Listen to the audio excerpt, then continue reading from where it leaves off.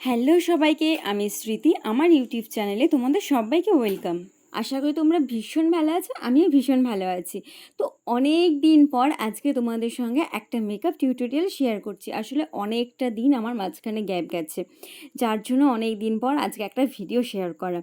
তো যাই হোক, ফার্স্টেই তোমরা যেটা দেখলে, আমি মুখটা ভালো করে ক্লিন করে নিলাম। ক্লিন করে নেওয়ার পরে আমি মুখে প্রাইমার ইউজ করলাম, ময়েশ্চারাইজারটা কিন্তু স্কিপ করলাম। এই গরমের দিনে ময়েশ্চারাইজারটা স্কিপ করাই ভালো, যে গরম বাবা। তারপর চোখের নিচের কালো ডার্ক স্পটগুলো ঢাকার জন্য চোখের নিচে, নাকের দুই সাইডে আর মুখের দুই সাইডে অরেঞ্জ কারেক্টার দিয়ে ভালো করে ব্লেন্ড করে নিলাম।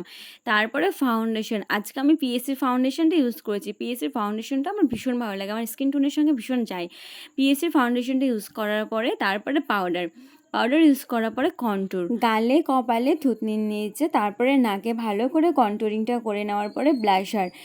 মেকআপের ক্ষেত্রে ব্লাশারটা না দিলে একদমই ফাঁকা ফাঁকা লাগে, তাই হালকা করে দুই গালে ব্লাশারটা করে নেওয়ার পরে নাকে, নাকে তো একদম, নাকে একটু দিলে একটু কিউট কিউট লাগে, তাই নাকে একটু ব্লাশারটা করলাম। তারপরে আইব্রো, আমার আইব্রোটাও করা কমপ্লিট। তারপরে আই মেকআপ, আজকের আই মেকআপটা ভীষণ হালকা রেখেছি। আমি নিজের উপরে আই মেকআপগুলো সবসময় হালকা রাখারই চেষ্টা করি। আমার নিজের উপরে আই মেকআপগুলো ডিপ একদম পছন্দ না। তোমরা যারা যারা আমার মেকআপ ভিডিও দেখো, দেখবে প্রত্যেকটা আই মেকআপ আমার ভীষণ হালকা করা।